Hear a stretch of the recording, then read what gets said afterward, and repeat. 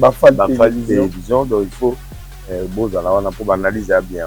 Non, c'est pas non. Chaque semaine, il faut y aller. Analyser, c'est vraiment important. Bon, s'abonner, s'abonner pour analyser. Bafal télévision, pour s'abonner, pour n'allez jamais déçu.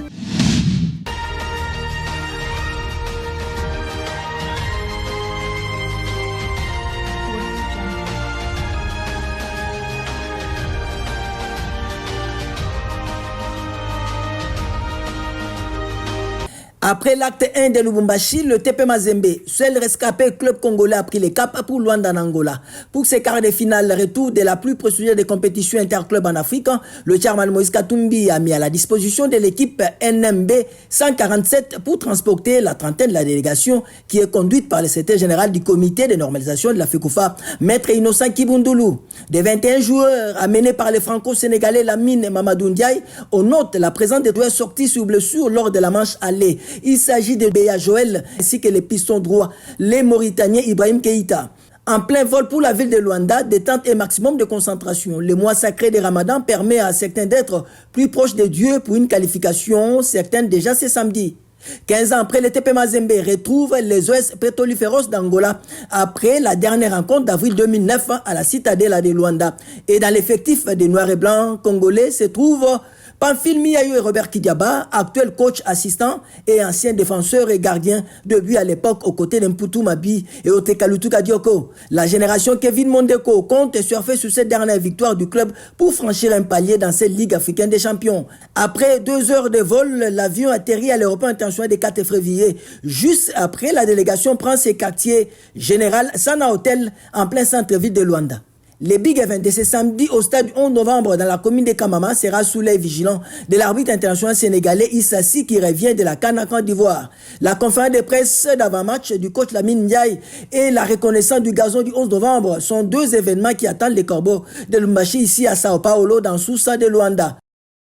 Vous l'avez compris, pour un maximum de concentration et de sérénité, la grande délégation de TP Mazembe a choisi ce bâtiment ultra moderne de plus de 20 étages, l'hôtel Epic Sana, en plein centre-ville de Luanda, au quartier Mutamba, pour bien préparer les big events de ce samedi face à Petro Atlético d'Angola.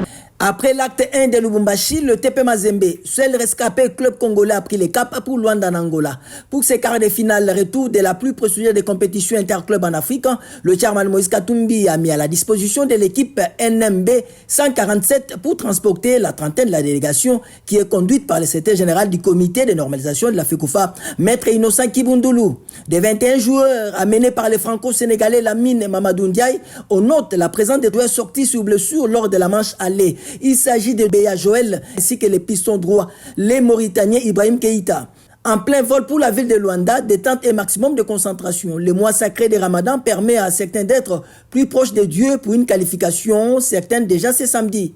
15 ans après, le TP Mazembe retrouve les OS pétroliféros d'Angola après la dernière rencontre d'avril 2009 à la citadelle de Luanda.